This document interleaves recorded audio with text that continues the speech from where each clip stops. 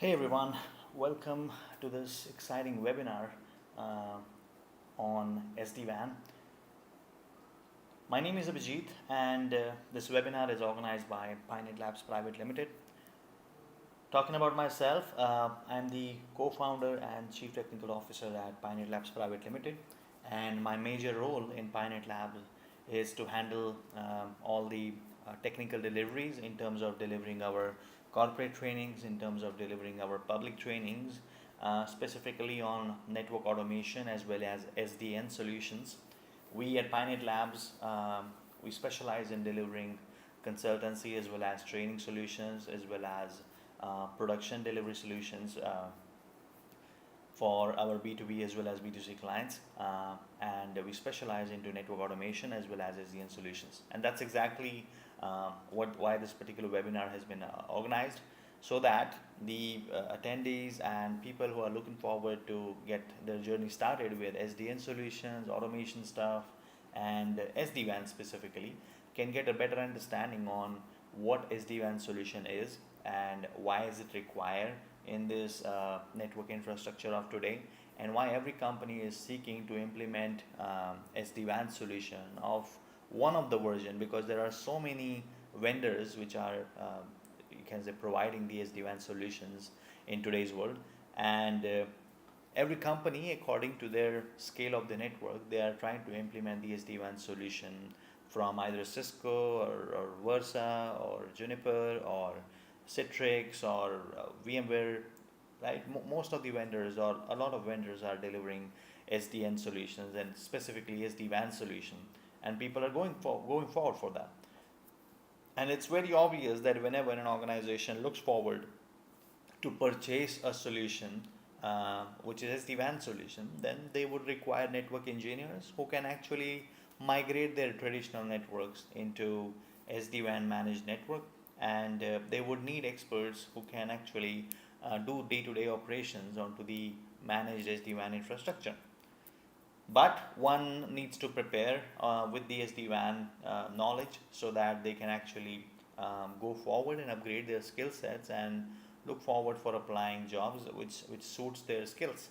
And that's exactly why we are here for. In this webinar today, we will be talking about what is SDN. We will be talking about what all are the SD-WAN components which are available, specifically in Cisco's SD-WAN solution or Versa's SD-WAN solution and some others. We will be understanding how the control plane and data plane operations actually work, and we would also be understanding how the onboarding processes are taken into consideration, because that's a major part whenever we look forward in order to implement the SD-WAN solution. One of the major advantage that SD-WAN solutions provide you is you no longer need to be physically present onto that site and configure every single branch of their organization with the same configuration.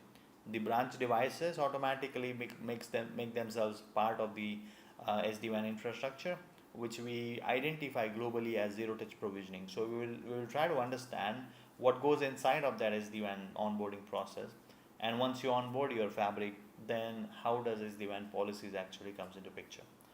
This is an overall idea of how we are going to learn about SD-WAN and what's going to be the progress. So let's get started with it, and I will quickly move over to some other page. When we talk about why we're here for, then first of all we need to understand what exactly is SDN. Now I've had various, you can say, webinars or various YouTube videos that I have uploaded on PyNet Labs channel, which actually gives you a glimpse about what SD-WAN or what SDN is. Specifically, when we talk about SDN, then SDN stands for software defined networking. So when we think about what this particular SDN is, we often try to understand that software defined networking is a process that actually centralizes the network management. We understand that SDN centralizes the control plane and management plane operations.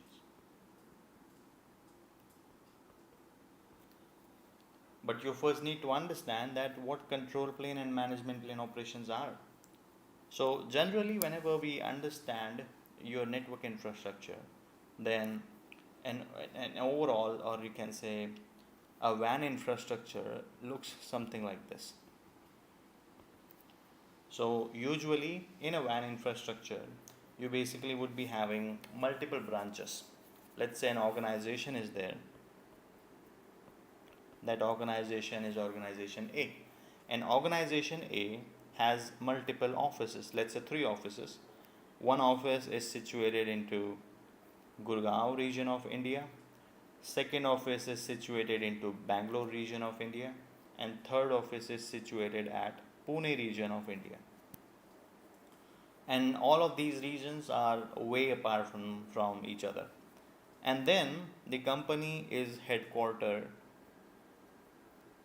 in Mumbai. So these are kind of 4 sites that we have for an organization A. Now every site would be having some employees sitting inside of it, and each employee would be kind of belonging to some department.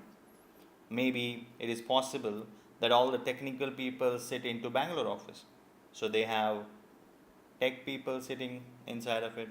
The Gurgaon may be having sales and marketing people sitting at it. Maybe the Pune office is a blend of sales and tech and marketing. And maybe the headquarter is where all the admin and HR people sit. And apart from that, it also hosts the infra hub. So, if you understand the architecture of an organization in this way, then it helps you to figure out that how the network infrastructure would actually look like. So, according to these regions, what we will be doing is we can plan something where we have one box over here that, let's say it is Mumbai, which is your headquarter, and that particular Mumbai router would be having some router, and let's say this particular router is kind of a WAN router. Similarly, then you have other branches. So let's say this is one branch, this is another branch, and this is another branch. We have maybe Gurgaon branch, Bangalore branch, and Pune branch. And every branch is going to have a WAN router.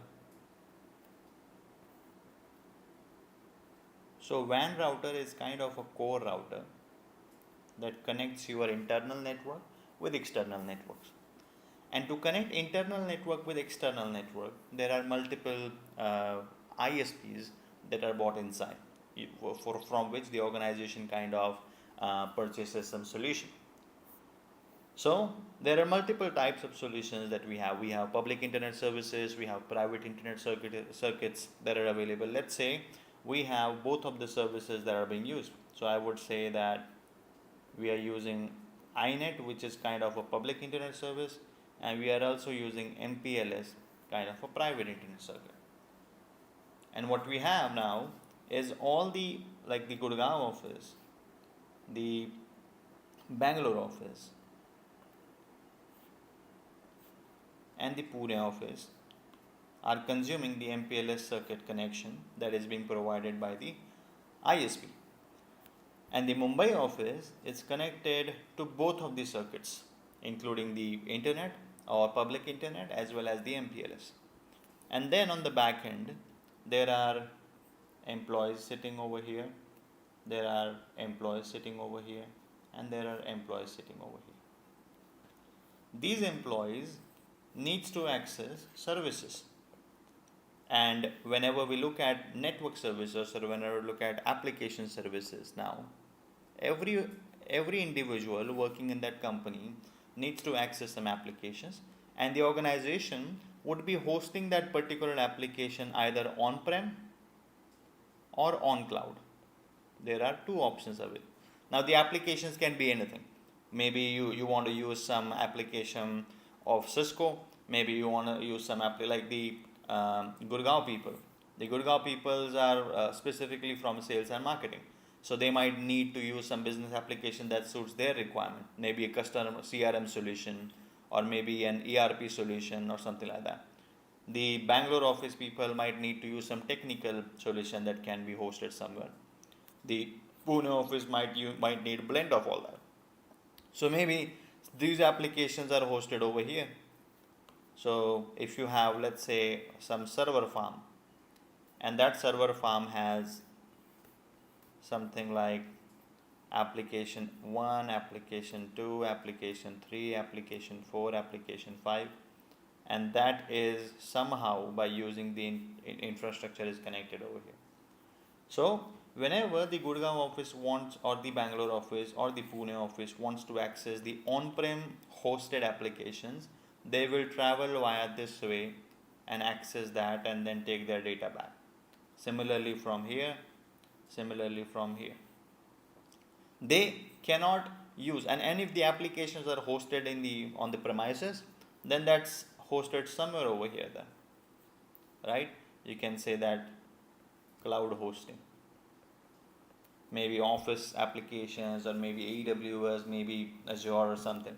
And if an organization is willing to provide the access of those cloud hosted applications to the Gurgaon, Bangalore, and Pune locations, there are options whether these sites can subscribe to iNet like this way, where each site then have dual transport connectivity, or they can ask all these sites first to send the data to the hub, and hub will forward that traffic further in this way.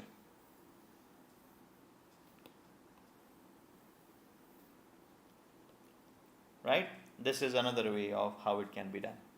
But whenever the communication between maybe Gurgaon office to Bangalore or Gurgaon office to Pune office or even Gurgaon office to headquarter needs to be done, the communication needs to be done securely. That's why a network engineer or network engineer sitting in Gurgaon, Bangalore or Pune offices needs to create overlay tunnels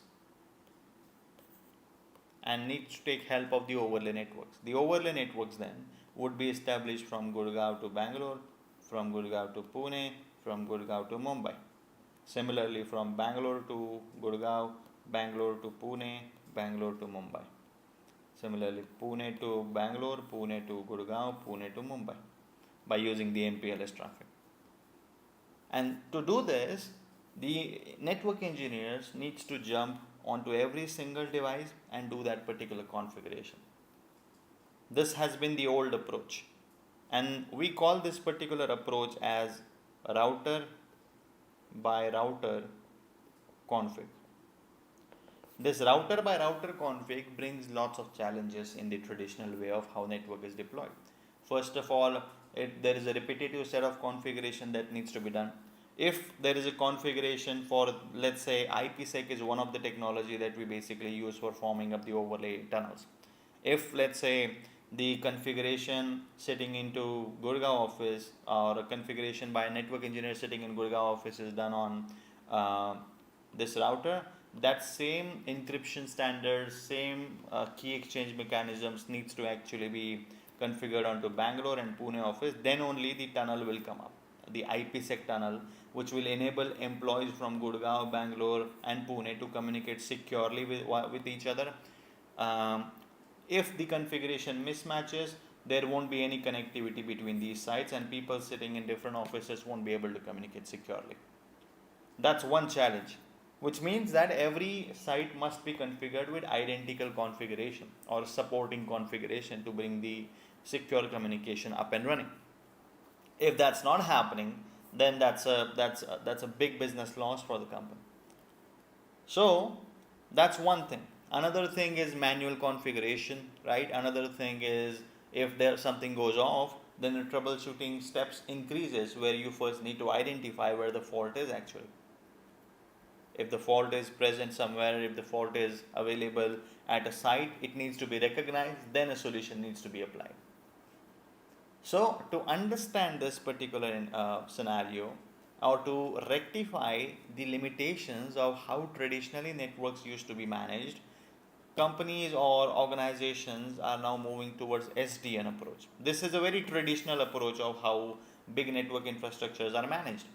Now people are moving towards SDN based infrastructure. What happens in SDN based infrastructure? There are a set of controllers which are introduced. So we call something like SDN controllers, rather I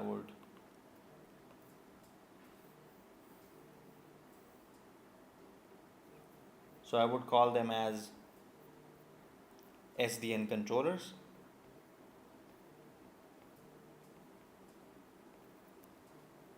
And these SDN controllers control your all sites. So what's happening is the SDN controller will actually be connected to maybe INET or connected to maybe MPLS as well. And this is where the administrator is going to sit. So you have a network admin, and that network admin only talks to the controller. The controller, however, has the ability to communicate with Gurgaon side, Bangalore side, Pune side, and Mumbai side. It's all possible. Earlier, now whenever, let's say this particular WAN edge that is situated into Gurgaon side, this WAN edge, if you understand the architecture of it, then every WAN edge has three important components. The components can be divided this way. Let's say you have number one component that is called as management plane. Rather, I would write it this way. So every WAN edge, this is your WAN edge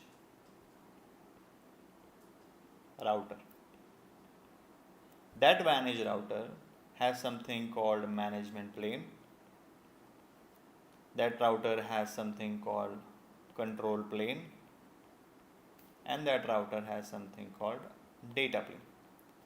We are still talking about the traditional way.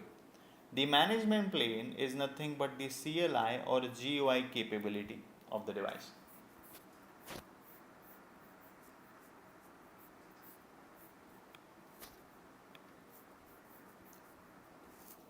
The management plane is nothing but the CLI or GUI capability.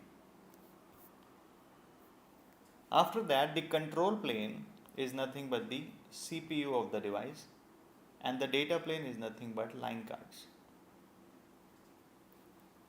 which means interfaces.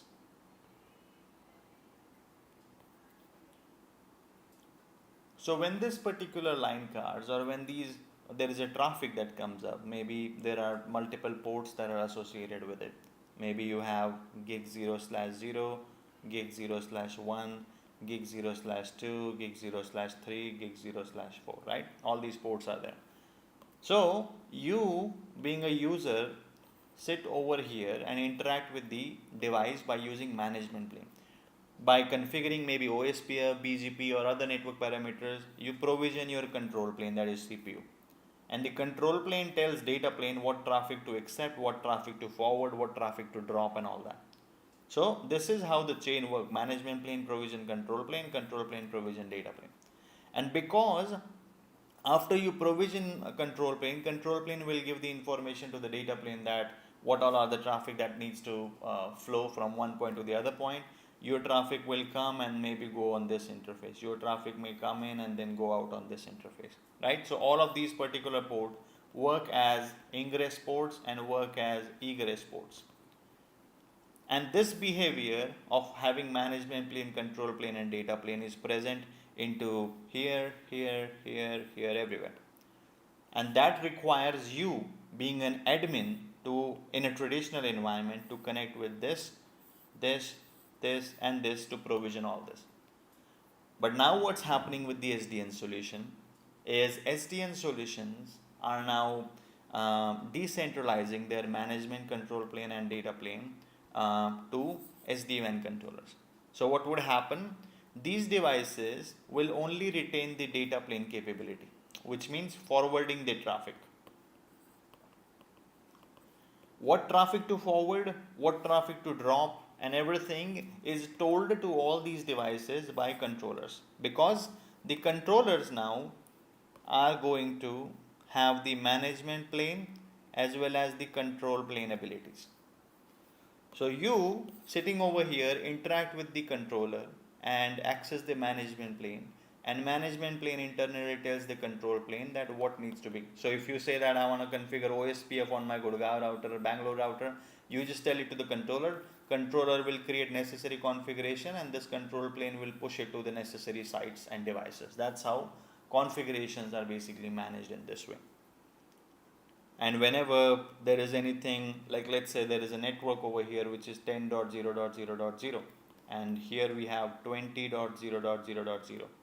So this 10.0.0 will no longer be advertised directly to all these sites. No.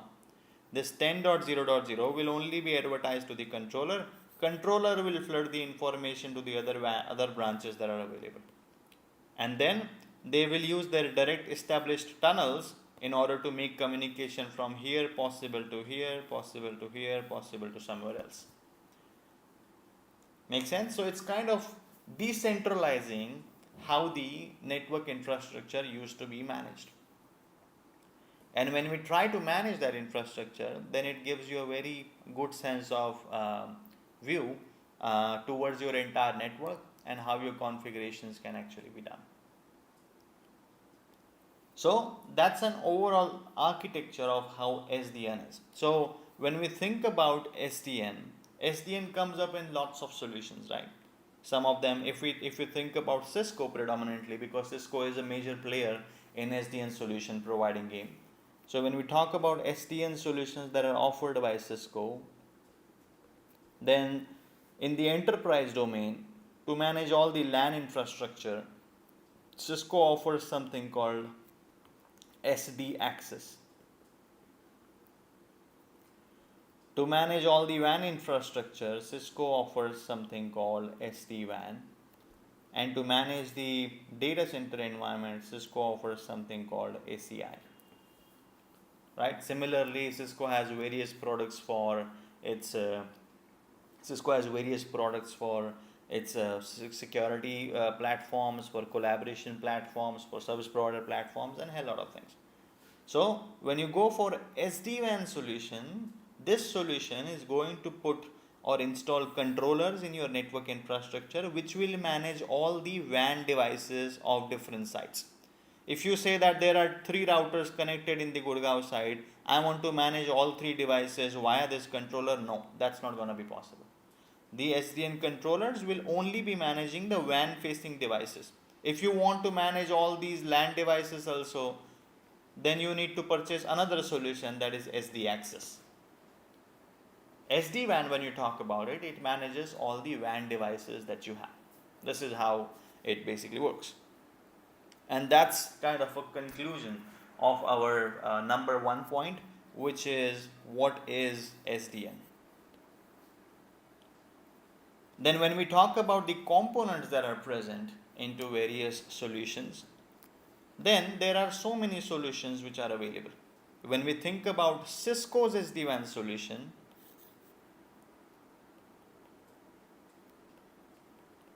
so there was a company earlier with the name of Viptela, you might have heard about.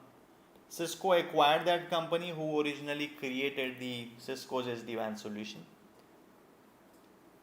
And when you think about them, the CISCO's SD-WAN solution now have multiple components which manages the control plane, management plane, and all that. So in CISCO's SD-WAN, number 1 thing that we have is the management plane, with which you are going to interact under the CISCO's SD-WAN solution. That management plane is managed by something called vManager. So that's number 1 component inside CISCO's SD-WAN solution. The second component that we have is the control plane. The control plane in Cisco's SD-WAN solution is managed by something called vSmart. Then you have data plane, which will be managed by something called WAN edge devices. And fourth, you have an additional plane which has been introduced. It's called as orchestration plane, and that is vBond in the Cisco SD-WANs. This is about Cisco. When we talk about other solution or other vendors who provides SD-WAN solution, maybe when we talk about Versa, then the management plane is managed by vDirector. The control plane is managed by vController. The data plane is definitely going to be vEdge again, and there is no orchestration plane as such. But there is an additional component which is called as vAnalytics. And when you talk about the VMware solution, then VMware solutions are also available into the market, which can be used whenever you want to implement them. There is a VMware Velocloud SD-WAN that's available. So in the Velocloud, you have orchestrator that manages your management plane. Then you have your gateway that manages your control plane, and you have vEdge that manages your data plane, right?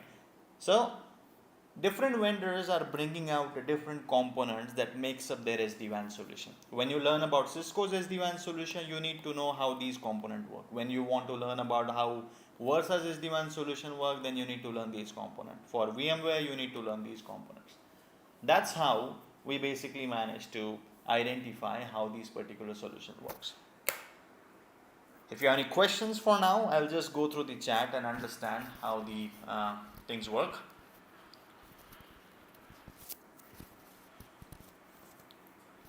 Just a minute, guys.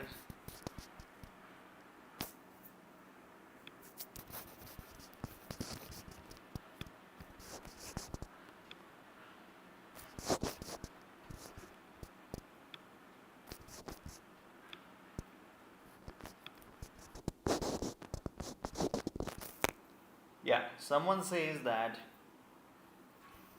okay, that's I think a wrong language message. Is every day you will post videos in YouTube?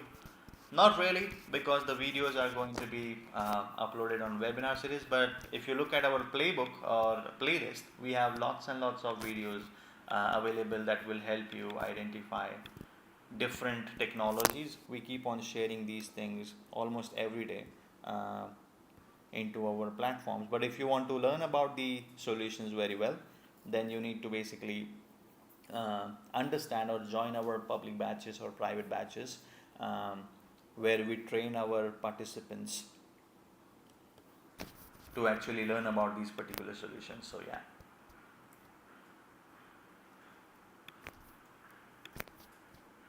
All right. I don't think there are many questions. So we will jump up again and move further with our next thing that we got to discuss about. So I think there was an interruption in my screen sharing, so let me just share again.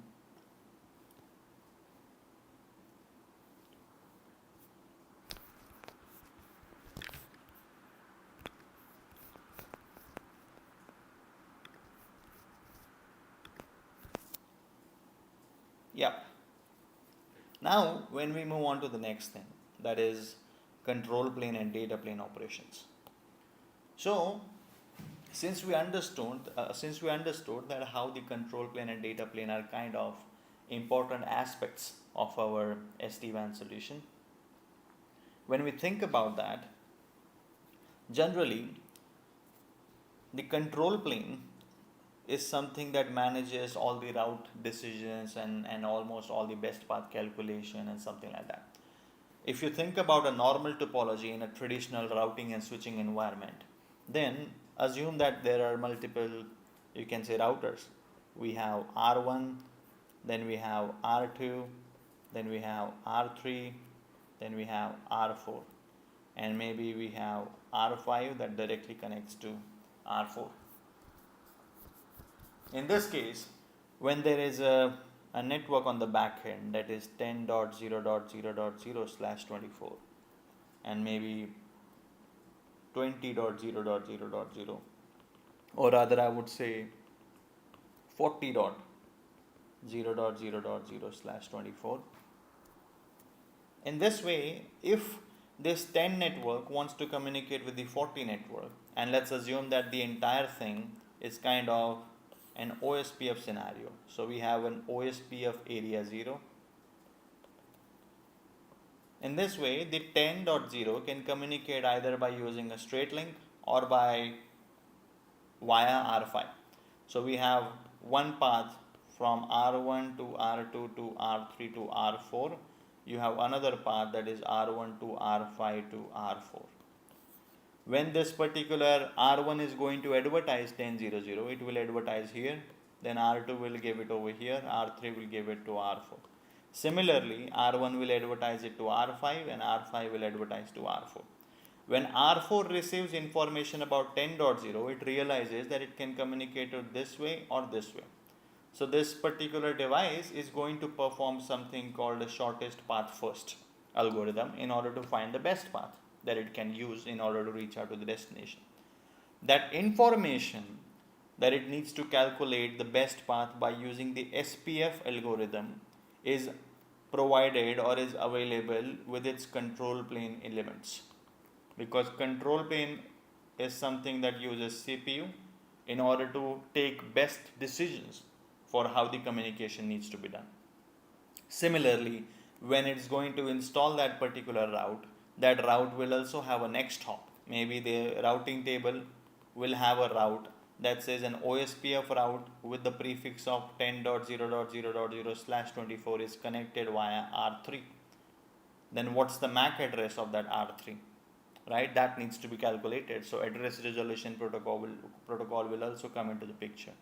Similarly, when it receives a traffic, it needs to decrease the TTL. It needs to calculate the cyclic redundancy check to ensure the data integrity, and lots of other things happens into a device apart from just forwarding traffic. If we look at similar layer 2 infrastructure, maybe we have our switch 1, then we have switch 2, then we have switch 3, and we have it connected in this way. This is where a spanning tree protocol will come into picture to form up a loop-free topology.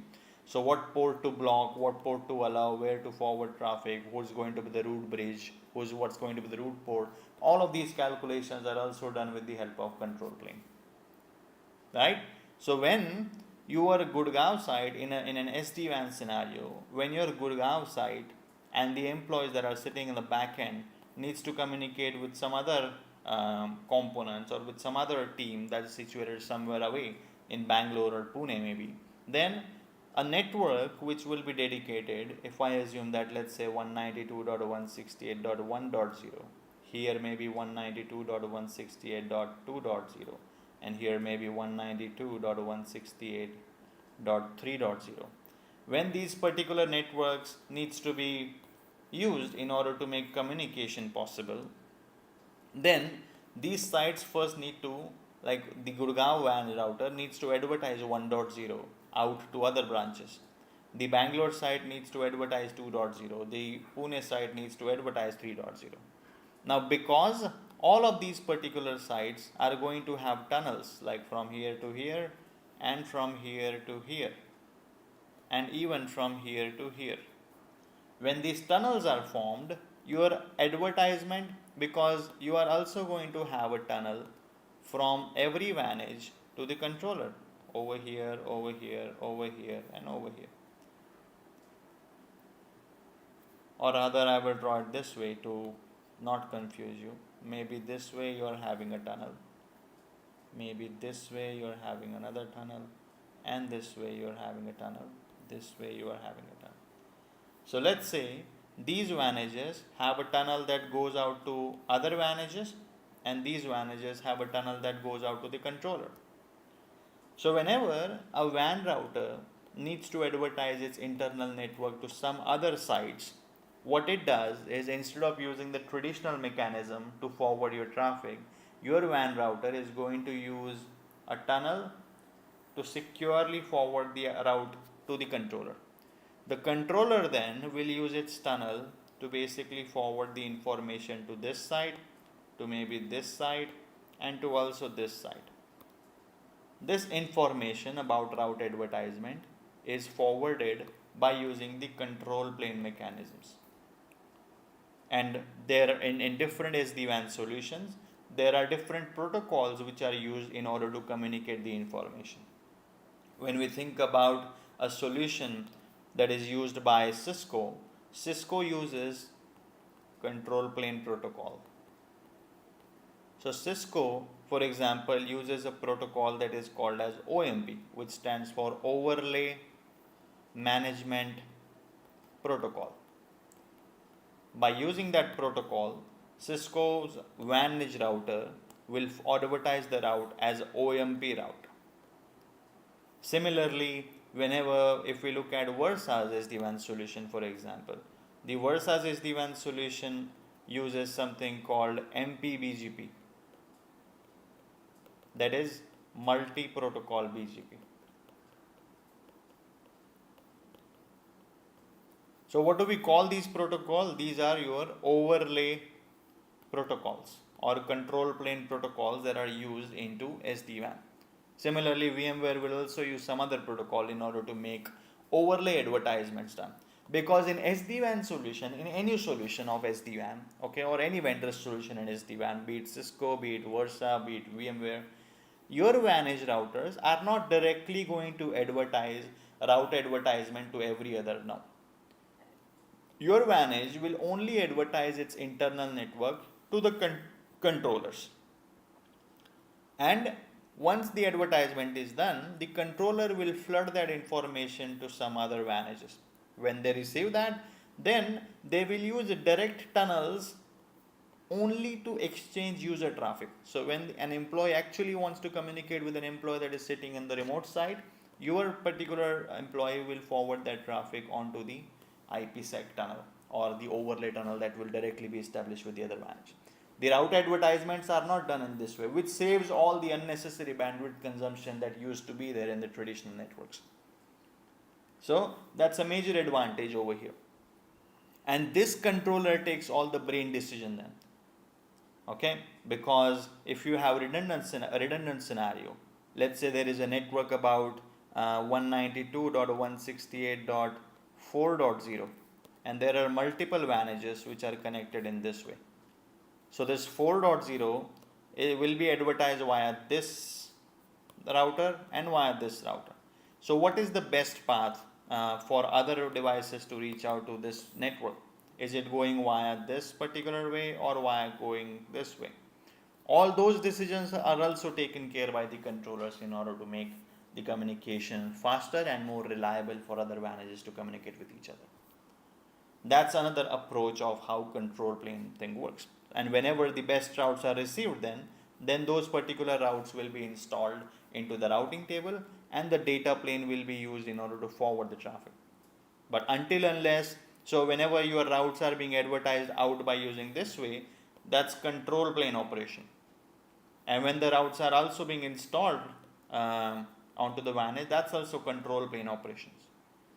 But when the actual WAN edge to WAN edge communication is happening by using the yellow tunnels, then that's where data plane operations are happening. Right? So there are different protocols which will be used. How OMP works, how MPBGP works, that's all a part of a different story, for which you need to dig deeper into learning the solution and so on. But this is how an overlay network actually works in an overall idea. That's how we understand our control plane and data plane operations. And when we talk about the SD-WAN onboarding, when we think about that, then in an SD-WAN onboarding scenario, what you simply need to do is there are lots of options that are available. So whenever you purchase any SD-WAN solution, there is a vendor basically hosts some public servers. So instead of having the cloud hosting, I will just consider that particular stuff as SD-WAN ZTP server. Okay, something like zero touch provisioning server. That ZTP server is publicly hosted by the vendor. Now, whenever your particular vantage actually gets connected, now this server has information about all the clients. If let's say Cisco is the vendor you are looking at, then Cisco is going to host this ZTP server. It will have directory of all the customers. Customer A, customer B, customer C, customer A has purchased 10 vanages. What are the serial numbers of those vanages? Customer B has purchased 50 vanages. What all are the serial numbers of them? It contains all the details. Okay, so whenever your particular vantage is going to be onboarded, we call that process as ZTP. What happens in ZTP? For the first time, your vantage needs to be connected to the internet. As soon as your vantage is connected to the internet, it will go out automatically to the ZTP server, because the factory default configuration is done in such a way that your vantage is going to communicate with the ZTP server that it has. When it communicates with the ZTP server is going to identify, based on the serial number of the device and everything, that it belongs to which organization or which customer.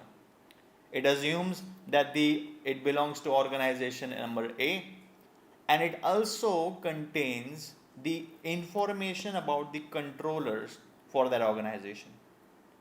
So what this particular ZTP server will do, ZTP server will reply that vantage back that, hey, these are the IP addresses for your controller. So it will give controller information back to the device. Similarly, the other vantage will also get connected to the ZTP server, and it will be replied back with the information of the controllers. Similarly, this vantage will also talk to ZTP and it will get the information of the controller. That's how the vantages gets to know about the information of where the controller is hosted. Maybe it's not on the same premises, it might be hosted on the cloud or so, right? So the controllers can be hosted on-prem as well as on cloud. Once it gets the information, then the vantages get connected to the controller. And controller also knows that which all are the valid WAN edges that are supposed to be part of the fabric or the organization's infrastructure. So when the WAN edge gets in touch with the controller, it provides its certificate information, serial number and everything, right? And with that particular information, the controller says, okay, you are supposed to be part of Gurgaon side, so I will give you all the necessary configuration that you need to be configured with. So the network admin in advance can keep configurations created for all the forthcoming side as well as already onboarded sites. Maybe there is a site like Pune site is going to be deployed in next 2 months, but the network admin can log in the controllers which are already deployed, and it can create all the configurations that are supposed to be done onto this particular WAN edge router when it is going to be onboarded. So as soon as the WAN edge router gets in touch with the controller and controller identifies that, okay, this router belongs to Pune side, it will send all the necessary configuration that the Pune router needs to be configured with. So a network engineer doesn't need to log in and keep doing all the configuration and establish all the tunnels with all tens or hundreds of other sites. As soon as it receives the necessary configuration from the controller, the Pune site will automatically create tunnels with all the other sites that exists into the infrastructure. That's how the onboarding process or a zero touch provisioning process can help or can speed up the deployment of your sites in the best way. And this is a creamy thing for all the organizations, because it saves lots of manpower, it saves lots of logistics, it saves lot of manual man hours, and your sites can be deployed as fast as it can. It's a very great thing for organizations who look forward to deploy multiple sites across different geographic regions. That's how onboarding in an overall idea works. And when we talk about policies, then policies basically helps you to fine-tune your network infrastructure. Now maybe let's take a scenario where every site is connected with dual transport setup, like this way. And when you have dual transport setup in your infrastructure, what you would think of is your communication from Gurgaon side can be done by using a tunnel over INET, or it can be done by using a tunnel over MPLS. Whereas this is a commodity internet circuit, this is a private internet circuit. Now on the backend infrastructure, there can be multiple types of data. You can have raw data, you can have voice data, you can have video data that needs to go from one side to other side. When you think about raw data is considered to be as delivery sensitive data. And voice and video data are considered to be as latency sensitive data, which means raw data, it's important for raw data to be delivered. If the delivery fails one time, retransmit it. And voice and video data, they are not necessary to be delivered as raw data, but the data needs to be sent as fast as is possible. So you put something like quality of services to identify that when the WAN edge identifies that if the data is coming as raw data, then send it via commodity internet. If the data that is coming from backend is video and voice data, send it via MPLS so that it can go as fast as possible. Because the performance of MPLS is greater than performance of INET. But the delivery of INET can be matched to the best quality than MPLS. So that's why there are different transports which are used based on the requirement of how data delivery needs to be done. And to implement this prioritization of data, to implement how communication from one point to the other point is done, maybe you want that whenever the 1.0 route is advertised out, you do not want that route to be advertised out to the Mumbai site. So that comes under policy configuration. You might not want that if there is a person having 10.1.1.1 IP address wants to communicate with 20.1.1.1. If that traffic comes up here, deny it. That's called as access control list configuration, which is also done under the policy configs, right? And similar such prioritization of one point to the other point, application aware routing, quality of service, right? Control plane mechanism, fine tuning. Lots of these particular things can be done with the help of policy. So when we understand what policy is all about fine tuning your LAN and WAN infrastructure, or manipulating your LAN and WAN infrastructure to fine tune how networks communicates with each other in order to match your expectations out of the network, in order to meet the production requirements of the network, and you can use that to best utilize your infrastructure. That's also done with the help of controller. You don't push policies onto WAN edges directly, you do all sorts of configuration onto the controllers only. And these are how SD-WAN solutions can actually be identified.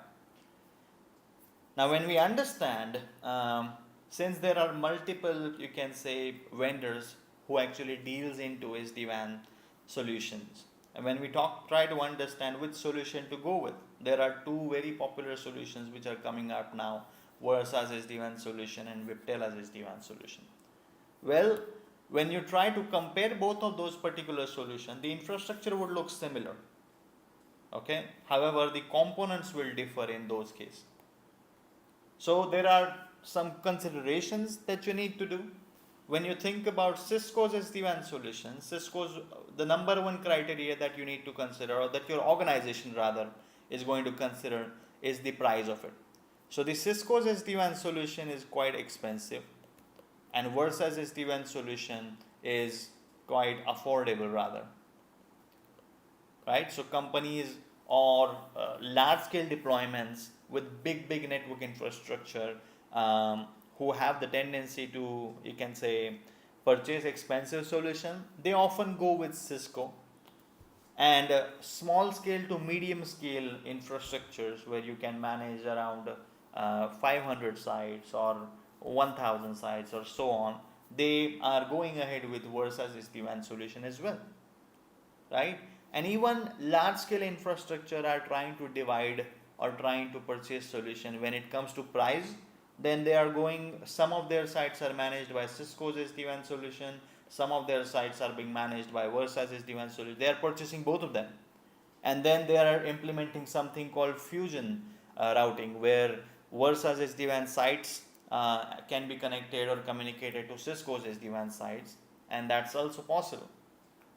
right? In terms of configurational abilities, because both of them are SDN solution, the Cisco's SD-WAN solution is quite easy and less, you can say, customizable when it comes to provisioning Cisco's SD-WAN solution. When it comes to Versa's SD-WAN solution, then it's a bit complicated or complex to understand, but it provides you more manual control over the entire fabric. So it kind of conflicts with each other. If you want to go with an easy solution, then you won't be able to fine-tune your network at that scale. But when you go with Versa's SD-WAN solution, it's a bit complex to configure than Cisco, but it gives you very granular control of how you want your network to behave. So it depends on to what's your network requirements, it depends on what your financial requirements are and what solution that your company can go ahead with. And when it goes ahead with one solution, like maybe you have a small scale infrastructure, the company is doing good financially, and you want an easy to implement solution, okay, and where you do not want that much of headache to be taken, then you can go ahead with Cisco. If you want a very good optimized and a very finely optimized, manually decided solution that takes every network decision based on how a network infrastructure implemented or how a network admin implements it, then you might go ahead with the Versa's SD-WAN solution. So every solution has its pros and has its cons, and it depends on what suits your infrastructure better in order to implement it. And that's exactly how it works with SD-WAN as a very strong solution that has came out under the SDN technology. Always remember that SDN is a technology and SD-WAN is products or solutions which are built based on that SDN technology. I have given you good sense of the understanding in order to go through what SD-WAN solutions actually means. When we think about or if I look at the chat section now to answer some of the questions, Jyotsna says, hi, can you please confirm what's the course duration? Well, you can contact our team in order to get to know how long the course goes for. Whenever that's an important thing. So when someone signs up for our SD-WAN course, then every individual gets their own lab access where they can build up their topology based on how the instructor is providing the lab in the class. Post the lab access is available 24/7 or a limited time based on how you subscribe for it. And our 24/7 support helps you wherever, even if you stuck somewhere while doing the lab. For example, if me being the instructor demonstrating an OMP lab on our day 5 of the training, then you will be getting a lab guide post the training session, as well as the video recorded session will be uploaded onto our learning management system. And by following the recorded video and the lab guide, you can implement the OMP configuration into the lab environment that will be provided to you. You can access that lab post the class, and if you stuck somewhere while doing that particular lab, then our data center support on a private Telegram channel will be there always to assist you and fix your lab, even if it's a technical glitch or even if it's a conceptual glitch that you need help on. Our team will always be there to help you. So this is how we basically think about SD-WAN, and that's exactly what I had to discuss with all of you on this particular webinar, where we took the topic of SD-WAN and understood what SD-WAN is, why are organizations looking for implementing solutions like SD-WAN, and how scopic it's going to be. There is a huge scope of SD-WAN solutions. If you have a very basic understanding of how routing and switching network work, then you can just jump up and sign up for this particular course, upgrade yourself to great skills of SD-WAN, where you can quickly switch your profile and become an SD-WAN expert, and the company will value your skills very, very much, financially as well and respectively as well.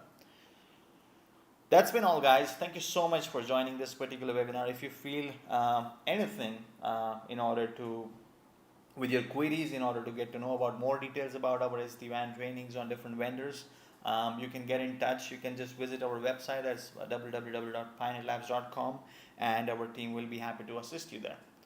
Thank you so much for joining here.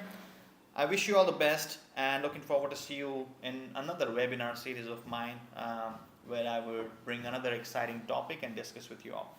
Have a good day ahead. Thank you so much. Take care. Bye-bye. Thank you.